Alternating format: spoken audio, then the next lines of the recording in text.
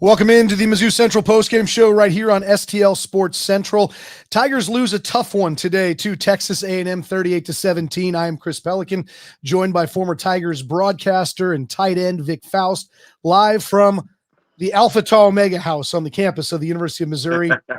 Vic, pledge class of 91? Something like that. We don't need to get into numbers. Pledge class 96 right here. All right, there you go. So, it is Dad's weekend, and being around the college kids talking about this Missouri program, I'm like, oh no, it's sounding like it did back in the 90s. Well, but Vic, you helped to revitalize it.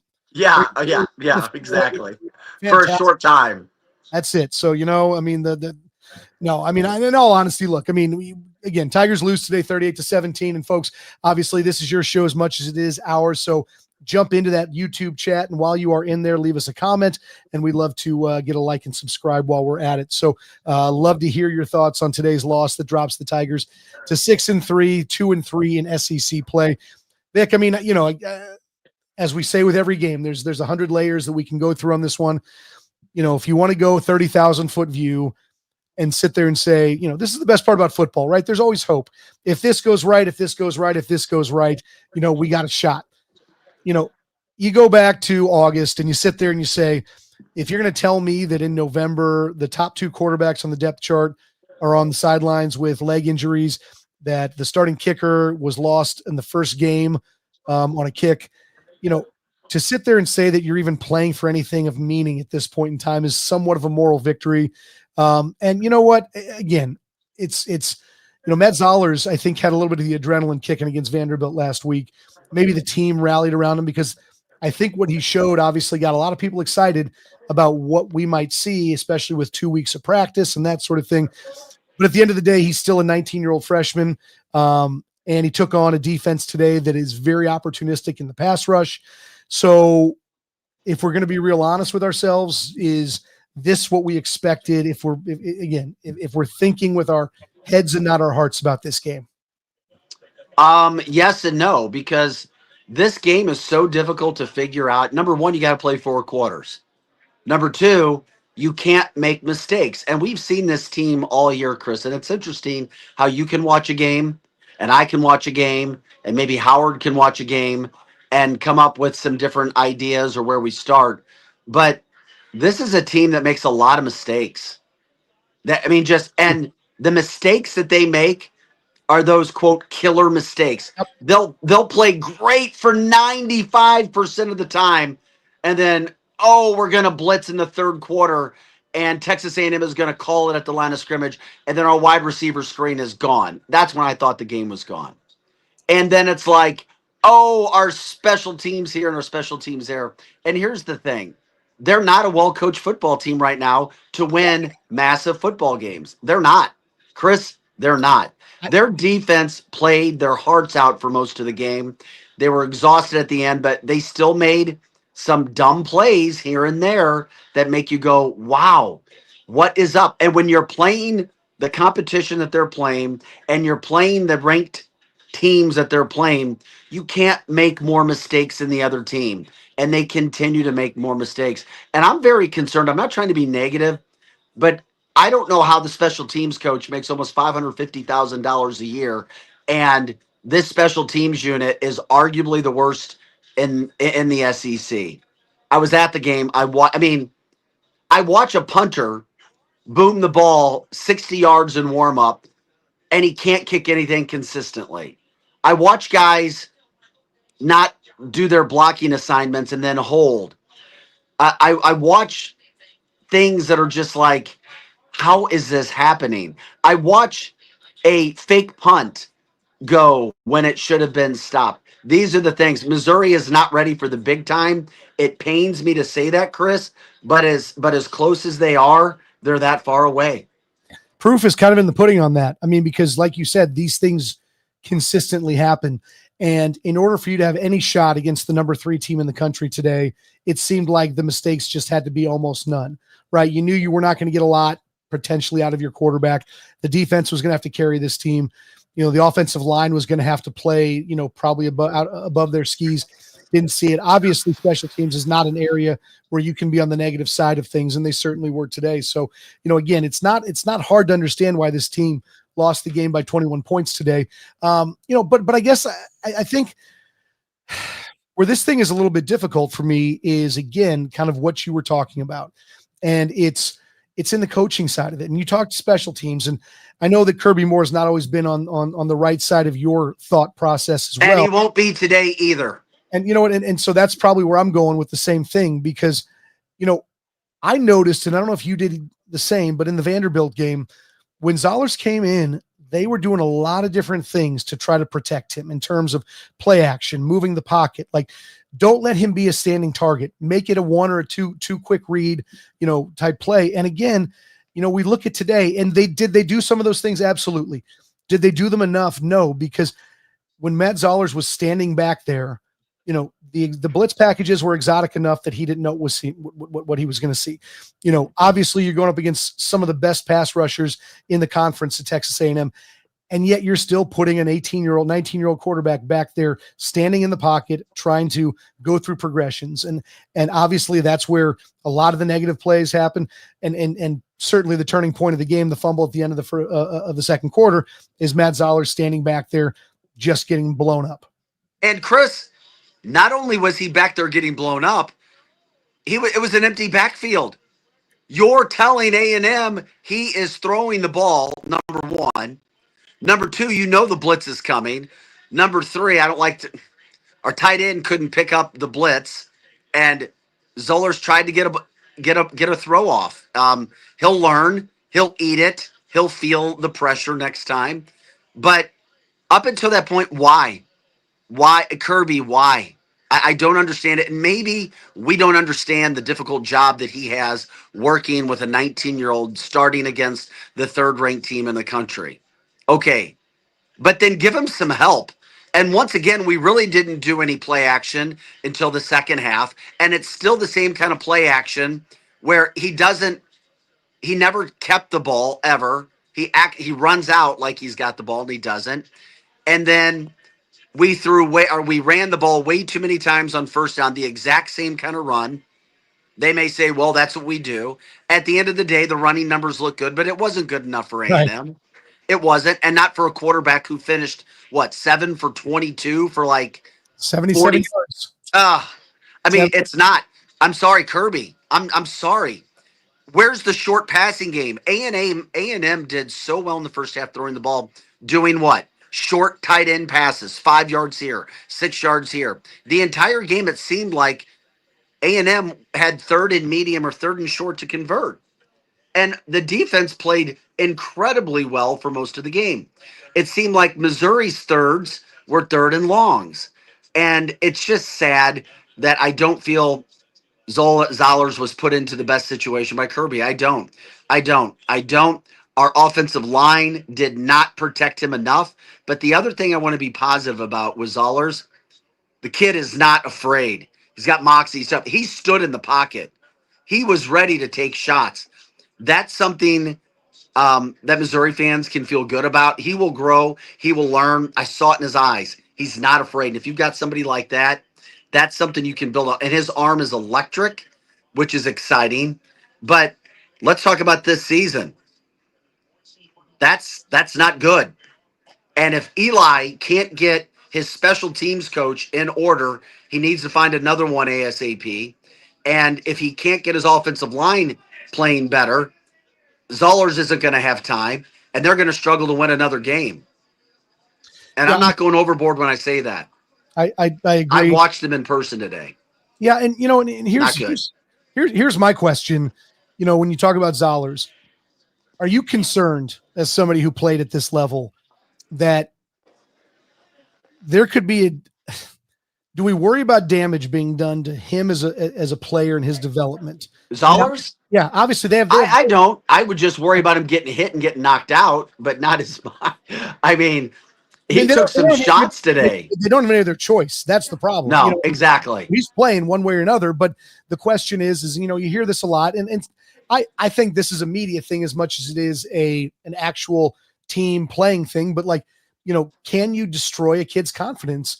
like by rushing them too early. We hear it in baseball. I don't think you can destroy this kid's confidence. Okay. But Okay, right. but I don't know if, and I know we got so much to get into. Yes, at the end of the day, it's the third ranked team in America. You cannot forget about, they're legit. Yes. But we saw us play so well against Alabama and have a shot to win. And then on the road at Vanderbilt, you lost those 2 games. Today, they were outmatched by a better team. And I'm going to say it, and it may not be popular, but Eli got outcoached.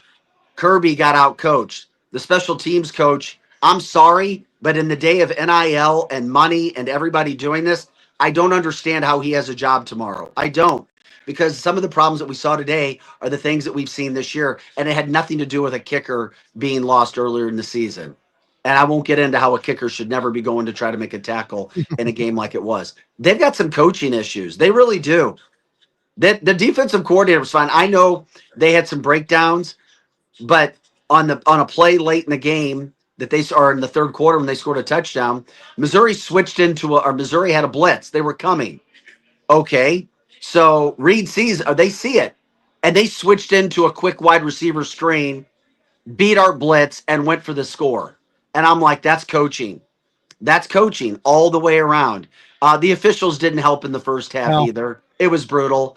And people who don't like Missouri will say, oh, complain about the officiating, blame it. The officiating did make a difference in the first 2 drives. You can go back and look. They missed holding calls. They missed late hits. They missed face mask grabs.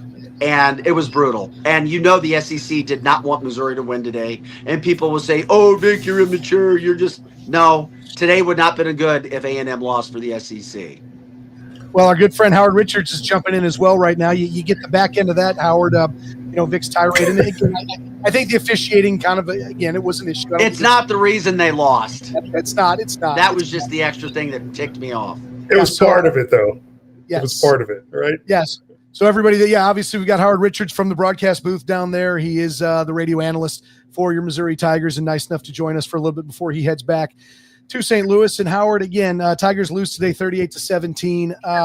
Again, just an interesting game on a lot of levels. I think I'd prefaced the show talking to Vic about how, you sit there and you say, before the year, if you tell me in November we're on quarterback number 3 and he's a true freshman, that there really shouldn't be a lot of hope. Having said that, I think we as Mizzou fans did a lot this week to talk ourselves into why this game, there was a chance in this thing. And again, it was a 7-point spread, right? So, Las Vegas thought Mizzou had a chance in this thing. Not a great one, but some semblance of a chance. And, in the end, you just saw one team make more mistakes than the other. You saw one team, miss their opportunities when they did have them. You saw one team fail to protect their freshman quarterback.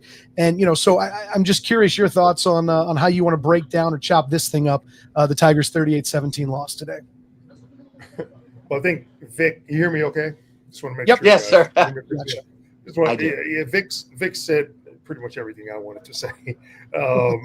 Early on, there were some noticeable misses by the officials. Of course, a couple of grabs on the receivers that were obvious, and you saw the takedown by the A&M offensive lineman against Darius Smith. it was just egregious. And listen, I usually don't like to talk about the officiating, but something that obvious, and they were able to capitalize after those misses. That said, Missouri made its own mistakes, if you will. I thought if the Tigers could have gone into halftime only being down by 7, that the complexion of the game could completely change coming out, especially getting the ball first in the second half. That didn't happen. And I think that really went a long way to sort of deflating the hopes of this team. If I told you that Missouri would have 2 running backs that would rush for over 100 yards, you'd say, wow, this is probably going to be a pretty close football game.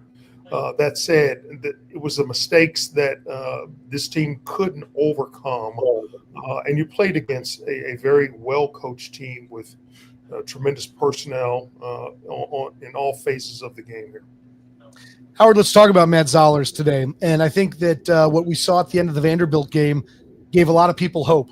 And again, to sit there and expect a true freshman, especially one who barely played his senior year of high school due to a leg injury, to come out and just command things the way he did. It was surprising.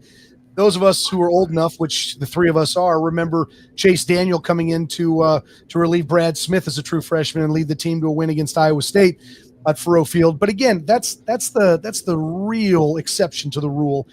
What did you think about Zollers today? And if you wouldn't mind going a step further, I asked Vic the same question.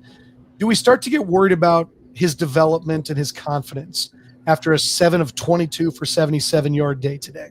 No, I don't think so. Not at all. Again, it's your first outing. If he were had a performance like this after maybe 5 or 10 outings, then you might have a valid point.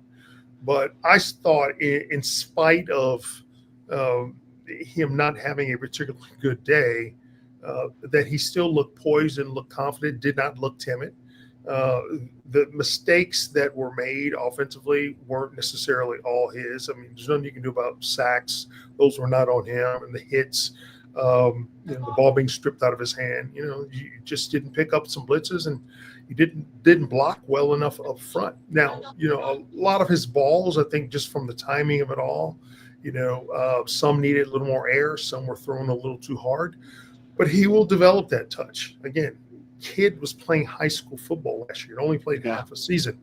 So the expectations from the layperson may be too great, but I'm excited to see, because he's clearly got a strong arm. He's going to learn. You may have seen one of the best defensive, if not the best defensive team and the best defensive play calling in all of college football today. Well said, Howard. Well said. Yeah, I think, listen, I'm not worried about Matt Zollers at this point at all. Okay, let me ask you about the offensive line then. Are you worried about them at this point? I am, again, because the execution is just not where it needs to be at this point. I thought this team would play better. It still kind of puzzles me a little bit why you move Caden Green out to left tackle from the very beginning. I didn't like it from the outset. He's more suited to play guard. If he gets to the NFL, he's not going to be an offensive tackle, I don't think. But, and some of that shows up. It shows up in a lot of his footwork. And I will give him a little grace. He may not be fully healthy after being out for several weeks. So that may account for his ability to not be able to dominate at the position. But, there are other missed opportunities as well. There were blitzes that weren't blocked, and that doesn't necessarily go against the offensive line. I mean, there were a couple that Matt Zollers has to be able to see being blitzed from the front side. He's got to be able to see that and anticipate those things and get rid of the football. He's going to take hits because they're going to blitz him. But his level of awareness has to be stepped up. He's got to see the field better. Yeah. But again, I think those things will come, but I'm not disappointed at all in what Zollers will be able to do going forward. He will learn a lot from a game like today. This is the Mizzou Central Postgame Show here on STL Sports Central. Tigers lose today 38-17 to Texas A&M. Chris Pelikan joined by Vic Faust and by former Tiger All-American and current radio analyst Howard Richard. And Howard, wanted to check in with you and talk to you a little bit about the coaching as well today too. And Vic and I have chewed up on this a little bit. When you're talking about Kirby Moore's game plan with a true freshman there under center, what I thought we saw near the end of the Vanderbilt game was a lot of play calling set up to basically give him a little more time when he was throwing. A lot of play action, a lot of movement, that sort of thing. And and again today, it seemed like when he sat in the pocket, he was a sitting duck to a pass rush that was there. Did you? I guess without getting real deep into it, I mean, your thoughts on the play calling today? Do you think that this game plan gave Matt Zollers the best chance to have a good day and this offense the best chance to succeed? Well, I thought, and I mentioned this in our pregame, that I thought to enable Matt Zollers to become as comfortable and acclimate as much to this offense today against this really good Texas A&M team, I thought that you'd have to utilize more quick passing. Try to find your tight end. I don't know if they even targeted the tight end at all. I would have preferred to see the pocket moved, have him doing more bootlegs, more rollouts, more sprint outs to get him comfortable, because I think he's really good there. I'm a little concerned about a young quarterback against this defense facing that type of pass rush, especially if you get behind. Because a lesser young man, it could ruin his confidence. I don't think that part happened, but I think that it could have been more competitive offense if you'd utilize, again, more rolls, more sprints, more short passing, to get in rhythm and to enable your offense to keep the ball much, much longer, to play keep away from Texas A&M. Well, on a bright side, I think, like you mentioned, 2 guys for over 100 yards today. Ahmad Hardy, 13 for 109. And then I know a personal Howard Richards favorite, Jamal Roberts, 16 for 103. And you know what? Jamal Roberts is running today. Hardy popped a couple of big ones, and that's where his yards came from. Jamal had a couple of nice runs, but Jamal was consistently moving that pile. I mean, just tough yards.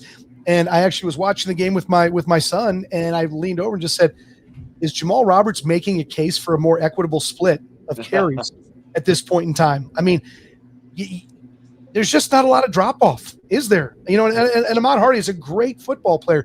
But, boy, maybe we've been sleeping on Jamal Roberts. I know you haven't, Howard, but, I mean, boy, he ran with a ton of authority today. He looks faster, guys.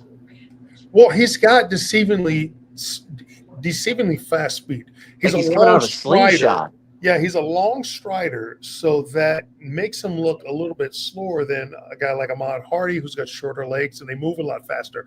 Visually, it looks like Hardy's faster, and he probably is, but Roberts has deceiving speed. And if he gets a corner turn, there's no way he's going to outrun a lot of guys. I wanted to see the run established a lot sooner.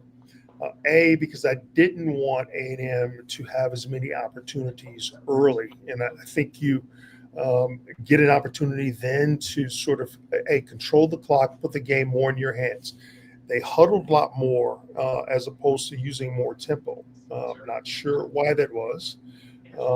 But I think they kind of got away a little bit more from their identity. I would have preferred to see them using more tempo, because with a team like A&M that can just sit back and have more time to really think about what you're going to do defensively, I think that would have been a slight advantage to Missouri offensively had they done so. Run the ball more, but also utilize more tempo. He is Howard Richards. This is the Mizzou Central Postgame Show, and it is brought to you by our business banking partners at Home Bank. From business lending to everyday banking, Home Bank has been with us since day one as a trusted partner. Business is not just about numbers, it's about relationships, and with Home Bank, those relationships make all the difference. Home Bank is the team behind our team at STL Sports Central. Visit myhomebank.bank or call 855-577-2001. Home Bank, member FDIC, more than a bank. They are your business partner, and they do bring us the money moment of the game. So Howard Richards will kick this off with you. Go ahead and let us know in your mind, what was the money moment of the game today for the Tigers? Not much there. But, I thought the big runs, there are a couple of money moments. The big runs by Ahmad Hardy, certainly his first one of the game where he rips off one for 40, and then he goes a distance for 43. For me, that was the money moment. Vic, what do you got? Mine's negative. It was before the end of the first half when the ball was stripped from Mr. Zollers and returned to the 1 yard line. You had a really good drive going. Jamal Roberts was eating them up. You look like you had a very confident quarterback. And the next thing you know, all of a sudden you're giving up another touchdown. Up until late, there was one play in the third quarter and late in the fourth. I felt the defense was outstanding for being put in the situations they were in today. Several situations. That time, that play for me changed it. And I'm going to throw in, I'll go with a negative one as well on this one, but a little bit later in the game, because in the third quarter, right before the fake punt, that I think kind of seemed to sort of put the thing, it was just such a momentum suck. I mean, you guys were there. I'm sure you felt the air fall out of that place. Yeah. On a 3rd and 3, and I don't know if you guys saw this, the play that Mizzou there was good pressure by Darius Smith, incompletion.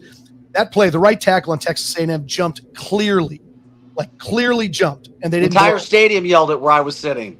And you're sitting there and you're going, okay, now and I start playing the what if games. But if it's 3rd and 8, and then the same play gets run, they stop it, which again very well might not have, and it's 4th and 8.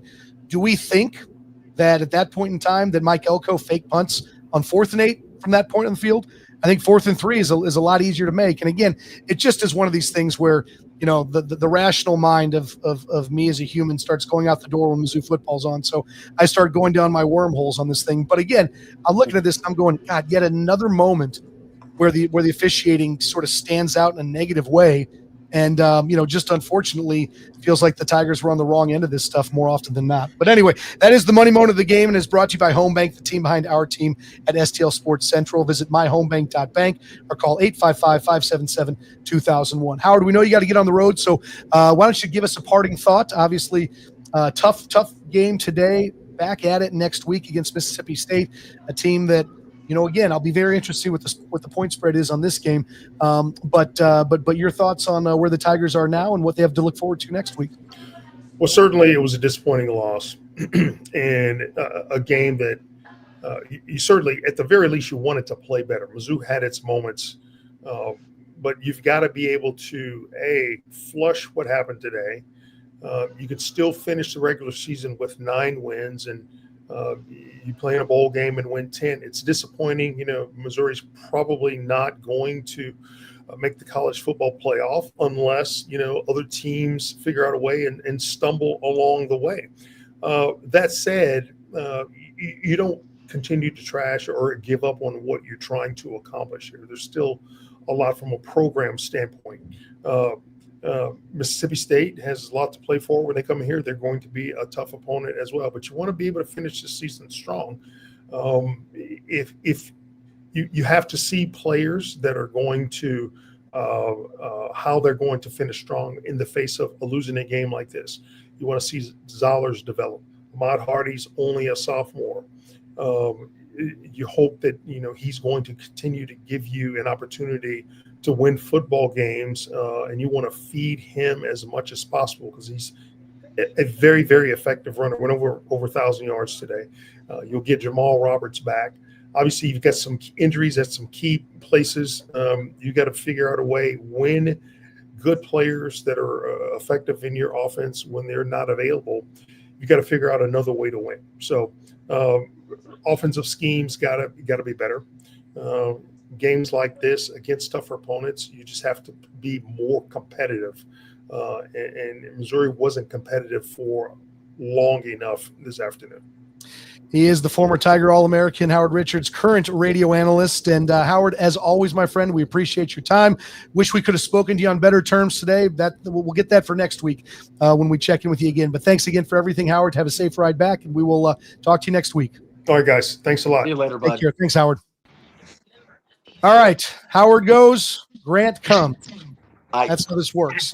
Yeah. Grant Fulton joining us straight from the Eli Drinkwitz press conference down there at Memorial Stadium, Faurot Field. And Grant, what did Coach Drink have to say after the game? I will tell you, I know a lot of you guys were not watching the game on TV like I was. After the first quarter, when the sideline analyst asked Drink his thoughts on the first quarter, one of his comments was, "We got to get this foul thing figured out." Excuse me. And it was very clearly a shot across the bow of the officials. So I'm curious if that was a point of address in his post-game press conference. No, there was no officiating comments. It was really the most bleak I've ever heard Eli Drinkwitz in a press conference. He basically said, "I was bad today." He was asked his opening statement, talking about the fake punt, said that was on him. Numerous other things said it was on him. He was asked why Mizzou hasn't been able to beat an SEC-ranked opponent in his tenure here. Or not in his tenure. They beat LSU his first year, but in the last 3 or 4 years, they haven't beat a ranked opponent since Tennessee 3 years ago. And he said, "It's on me. I've been bad." And when asked about the fake punt, he said he gave the good to go on a max return. And normally when you're solely focused on returning the football. The fake punt will be there, and it was. He also said he gave the good to go to drop back and try to pick up the first down with Zollers at the end of the first half instead of handing it off or maybe throwing a screen. And he said that's on him. He said the locker room was the most devastated of a locker room he's ever been in. So a lot of bleakness around the press conference is how I would describe it. Yeah. But, guy, you know what? Here's the other thing you brought up about having difficulties beating the ranked teams. And then while we're sitting here, somebody who's listened to our show messaged me privately and said, an Eli team still has not beaten an SEC team that finished with a winning record. No. That's big. That is really big. And I know there's all of these hypesters out there talking about Eli being the main guy for a job at Florida, a job at Auburn, a job at Penn State. I really, and I love Eli, but this Missouri team is not well coached, and that always goes back to the head coach. And they haven't been well coached all year because they always seem to make a mistake at the wrong time. Yeah, and that's one of the things he said is they got out coached, and I've They said did. for a long time I am an Eli Drinkowitz fan. I think what he does is incredible with this program.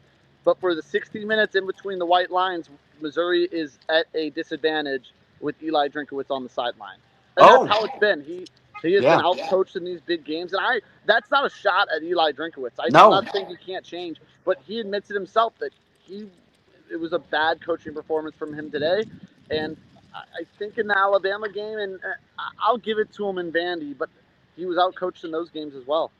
Grant, I'm curious. So Vic brought this up earlier, and things happen fast in the world of college football. But Vic did mention some concerns about the staffing and special teams coach. How does he have a job still? I'm just curious. You're down there a lot, Grant. You know people around the program. Is there any rumblings about staff changes and whether or not they happen after this week or after this year? But is this something where there's any, I don't know, whether it's rumors, whether it's just mumbles, that there's any dissatisfaction by Drink with this staff? Well, I think there's a lot of satisfaction with the special teams as a whole. I mean, even when the last few years you think of Harrison Mevis and Blake Gray, great kicking the ball special teams wise, but kick return, punt return, punting has been really, really, really bad. Punting was awful again today. It was really good versus Vandy, really bad today. You had a good kick return today, the fake punt. Was it the Alabama game, the other fake punt? I believe. Yes. Yeah, so that's twice now a team has fake punted. Well, I believe Eric Lank is the special teams coordinator. He is. But he has a lot of job security. He's also the tight ends coach. So it's hard if you fire him, you're losing two position coordinators. I don't think Eric Lank is going anywhere. I don't think he should have a job. Why does he have to still coach special teams? Stay with the tight ends and bring up Brock Olivo as your main special teams coach, where Brock isn't the assistant anymore. Yeah, he's been on the hot seat, Mr. Lank, at least fans-wise, I would say, for the last few years, and nothing has happened to him yet. I don't see anything changing. Brock Olivo, a special teams All-American during his time at the University of Missouri. Grant, curious as well. I mean, you gave us Eli's thoughts. You gave us talking about some of the coaching issues. You were in the press box today. What were your thoughts as the Tigers fall 38-17 to A&M? Yeah, it's hard to have takeaways because the defense played so good on the defensive side. Yes, they end up giving up 38, but you got to think that's 10 points from the fake punt and the turnover. Yep. And then, okay, so that's 28 there. A couple drives at the end of the game that were, I don't want to call them, didn't matter, but the game was over. The game was over. It's hard as a defense to stay locked in and stay fired up when you know your offense can't move the football. Sorry, some golf carts rolling by. But you look at the running game and they rushed for 200 yards, but I think being able to establish it earlier would have been nice, and they didn't do that. There was a lot of that first quarter and a half of having to drop back and throw it deep, 3rd and 8s, 3rd and 7s, and they drew some pass interference calls. But again, they didn't utilize the middle of the field at all, which I didn't understand, which is the easiest part of the field for a quarterback to read. I would have loved to see some Jude James, just some stick routes in the middle of the field. There was nothing. But also at the same time, like, it's hard without film to go back and see. I think Zollers had more open guys than just throwing the ball deep. And I think with a rewatch, you'll probably notice that there was a couple times he had a 3-5 yards to James or to Roberts or to Hardy on a check down, and he didn't take it. And that is what a 19-year-old true freshman, what happens. He wants to throw it deep, and it didn't work out. It's tough with how good this defense has been the last 5-6 games to look and go, wow, they're 6-3. Like, that is hard to wrap around. But Vic and I talk about this all the time on the show. Our radio show is Mizzou lost the margins again. In that first half, they had the ball inside the 50-yard line 3 times and came away with nothing. You know, you've got to convert that 4th and 5 and make it 7-7. Like, they were moving the ball, I won't say easily, but they were finding ways to move the football, and they came away with no points. I'm not trying to be negative. There's no way in heck Missouri goes to Oklahoma and wins and scores enough points with what I saw today. Not even close. And that's when you start to look at why next week is so important. Because if you thought Texas A&M's defense was good, obviously OU's is there. And Brent Venables is an amazing caller of plays on defense. That scares me with the offensive line. It scares me with the way that Kirby Morris called games this year. And now I'm going, oh my gosh, they've got 3 games left. How many are they going to win?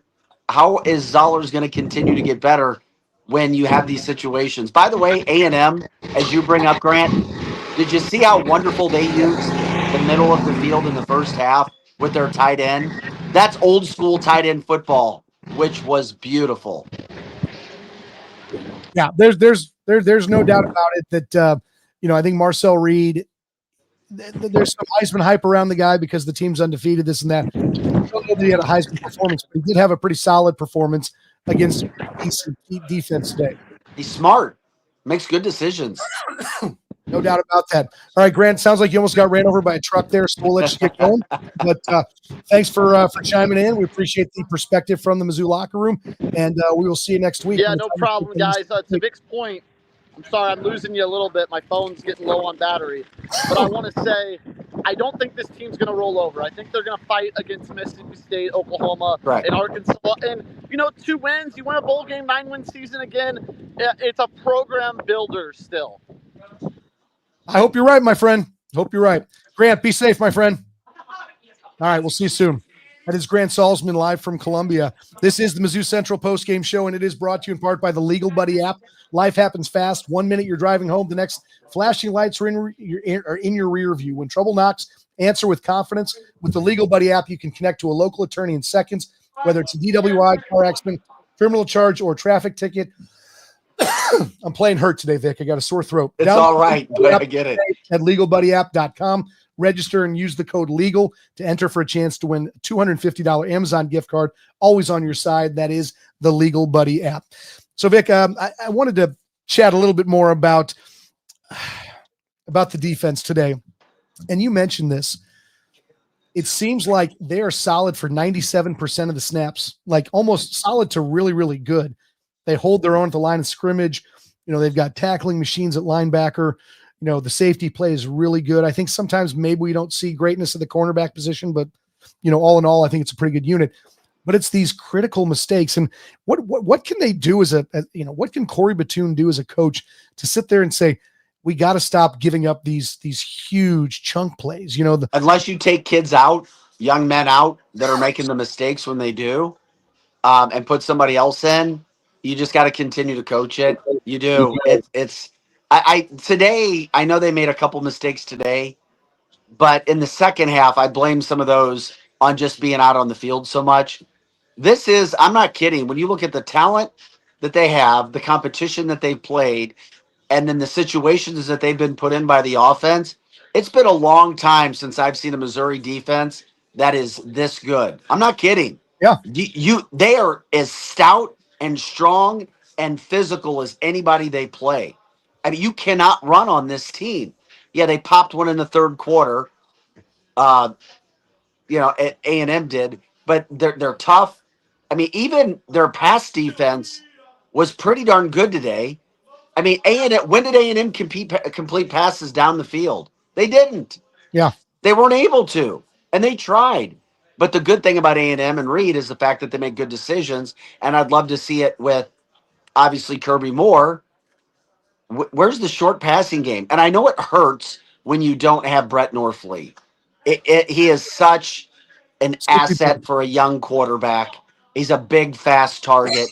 They need Brett Norfleet, and that's something we haven't talked about as they move the rest of the year. I don't know when Brett Norfleet comes back. I'd like to know because I think that has a lot to do with how much success Zollers has.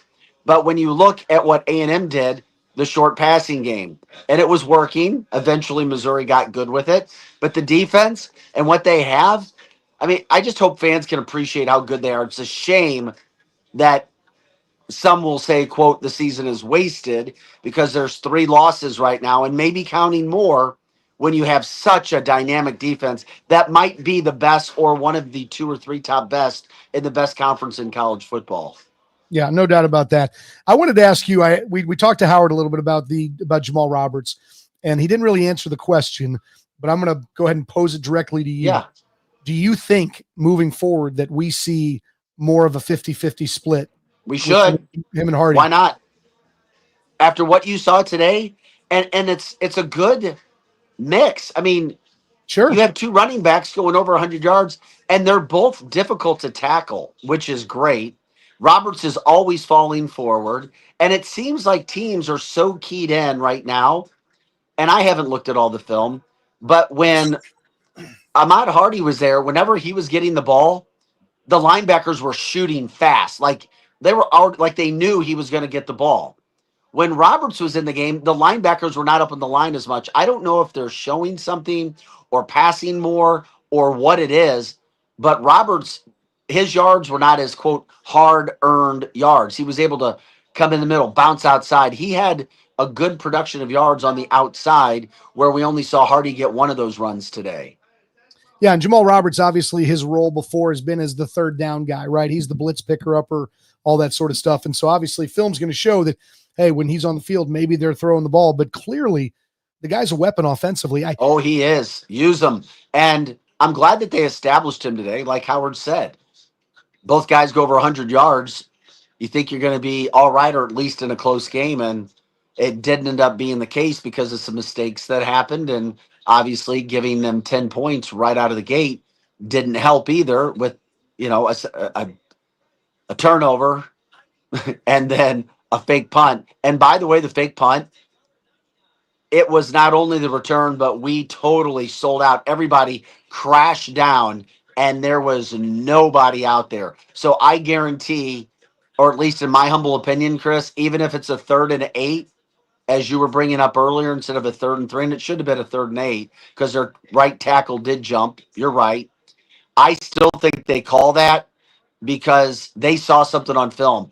We had 0 protection. It's all crash. And they have to take a look at that for the final 3 games in a bowl game. Because I went, oh no, everybody crashed. And of course, there he goes, running all the way down the field for about 50 yards. And it felt a little bit predictable because, you saw this the whole season for the most part.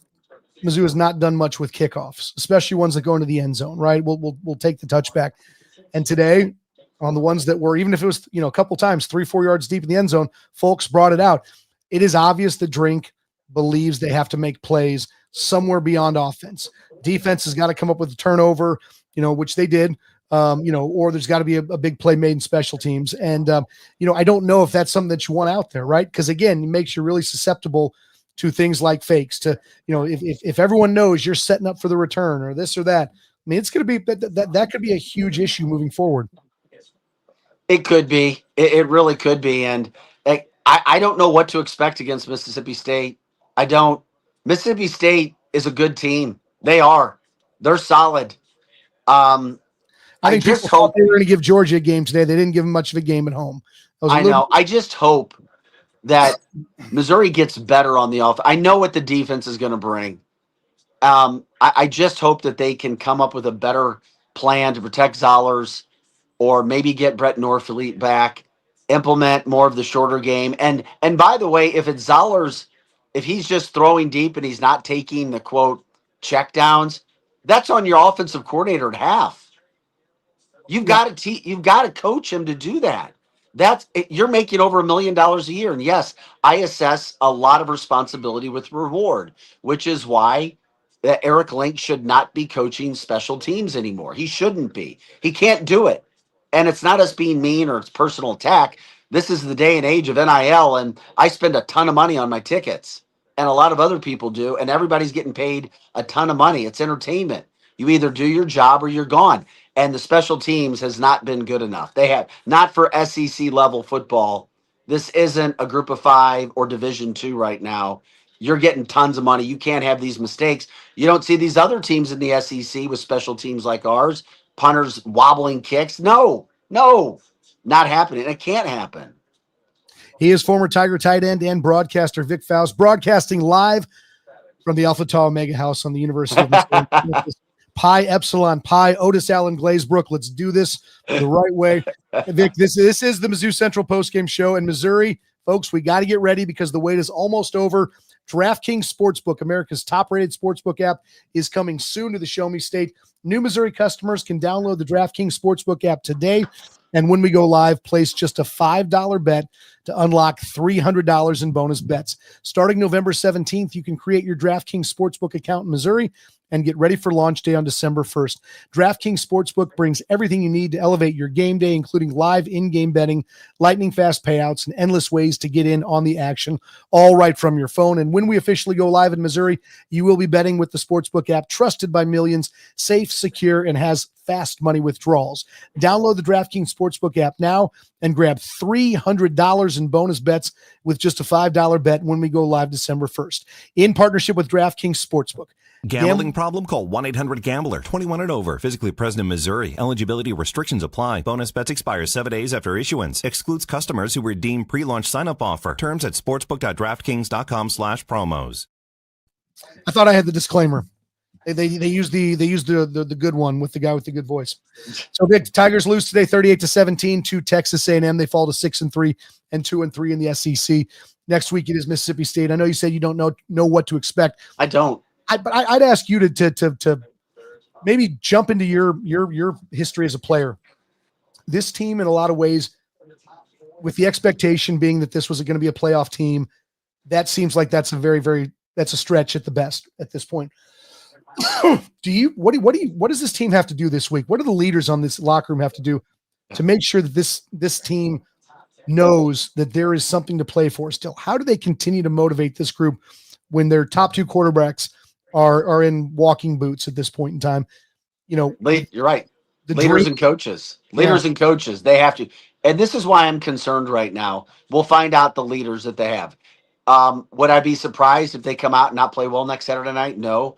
Would I be surprised if they came out and played better because of what Eli said? No, I wouldn't be surprised. But I am concerned, as you talk about from a former player's standpoint, because I do know what it is to sell out and lose. And when Eli comes and says what he said in the post-game presser that Grant told us about, this is the bleakest he's seen the locker room. Coach Drink is talking about how depressed the players are. It's got to be somehow, some way, the 24-hour rule. It's got to be. And that's going to start with the leaders, and it'll start with the practice and the preparation. Yes, the end of this season, playoff is over for Missouri. It's done. It's over. They're not going to the playoff, okay? Now, you're hoping that you got to go win a game. You got to go out and play well enough on offense to win a game and not put your defense in that situation. The leaders on offense and defense have to step up. You do. And on offense, I don't know who their leader is, who their emotional leader is. Is it Hardy? I don't think so. He's still new and young. Is it anybody in the receiving corps? I'm not sure. Is it Brett Norfleet? He didn't play today. Is it one of the linemen? I mean, Tollison's kind of quiet. Caden Green did not have a good game. He's been struggling. Every now and then he grades out pretty well, but he's had some games where he's struggled. I don't know. A defense, I'm not worried. I'm scared to death of their special teams. I'm scared to death of their punter. I don't know what's going. And then we see a kid come out and kick a 50-yard field goal today, and my son and I are looking at each other, going, "Where the hell has he been?" The great Oliver Robbins. What? I mean, what's going on special teams? No, so I'm a little bit worried on offense and special teams. I am. I don't know what to expect. I can't wait to watch. I'm a Tiger fan through and through, like all of us. I care, like you do, like most people do. And as my son put it so eloquently as we were walking back here to the house, he's like, "Man, there's just a lot of depression right now about this season. You think about all the expectations, how high this team was, how close they were to winning the Alabama game, how close they were to winning the Vanderbilt game, and then you make all kinds of mistakes today, and then you see Texas A&M run away with the game, and you're like, oh." And this was the first time this year, first time since last year where we saw it, like, wow, this game's over in the third quarter. That's what's, and then maybe in the beginning of the fourth. I'd like to say, oh, yeah, they're going to respond. It's going to be great. I don't know. That's why it'll be must-see TV for me. Yep, no doubt about that. And now, I know we cannot bet on our DraftKings Sportsbook app just yet, but I'm curious. I want your thoughts. If you are making the lines for next week's game, Mississippi State at Missouri, what do you got? What do you think? I wouldn't have Missouri as more than a 2.5 to 3 point favorite. Yeah. I'm kind of with you on that. I feel like it's going to be around there. I wonder if it moves a little bit based on how this thing went. You know, that it's closer to a pick 'em near game day. Near game time. I mean, you mentioned Mississippi State is a good team. Jeff Levy has done a great job with that program, and I wouldn't be surprised by the time this thing kicks off if that is not darn near close to pick 'em. Yeah, and the only reason I say that again is just because where is Missouri's mindset, psyche, mentality going to be now that they're playing for something else? Now that they really didn't move the ball at all against Texas A&M, as good as A&M is, and while Mississippi State's defense isn't as good, they're still good. They are good. And they're getting better, and I bet they come here as a very, very hungry football team. I just hope our fans are as excited and come out, because the fan base again today showed up. Kudos, credit to the fans for being there, getting there, and it's just such an awesome atmosphere and environment. I just hope Tiger fans don't lose excitement. I had a chance to catch up with Laird Veach before the game today. We're old friends. We used to hang out a bunch like 27 years ago when he was an assistant AD here at Mizzou. So Laird, myself, and Ross Bjork, who's now the athletic director at Ohio State, we used to hang out. I used to come in when I was doing color for Mizzou for the radio broadcast, and I would stay with them. So, we would hang out and we'd talk. So we had a chance to catch up today. Life gets away from you, you get busy. And he was so excited, so thrilled to have this job. And he literally was like, I think we have the talent to win this. He's like, I really do. And he's like, we're going to go toe to toe with them, even with a freshman quarterback. And if you don't make the mistakes, you kind of are doing that. And Laird isn't just Pollyanna. Laird was a damn good starting middle linebacker for K-State back in the Big 8 when they turned it around. And he was a big reason for it. So he says that the excitement from fans has made the job absolutely amazing. And I think about that, and I just fans were leaving early. It's the first time I've seen that in a while. In the third quarter, fourth quarter, the student section left in the third quarter. By the middle of the fourth quarter, there were a ton of fans gone, Chris, a lot. Yeah. So I just hope the fans can still jump in there next week for that final home game. Well, Vic, our friend in the chat, Ray Beiersdorf, decided to chime in and say, Vic, you need to get back to ATO Dad's weekend and celebrate. So we're going to go ahead and follow Ray's advice on that one. We're going to cut this thing off. Vic, it's always a pleasure, my friend. Tigers lose today, 38-17 to Texas A&M. We'll back next week as they take on Mississippi State. But Vic, I appreciate your time as always, my friend. Look forward to seeing you again next week. Oh, absolutely, Chris. Thanks, and thanks to all the fans. We'll see you guys. MIZ. ZOU. This has been the Mizzou Central Postgame Show right here on STL Sports Central. We will see you next time.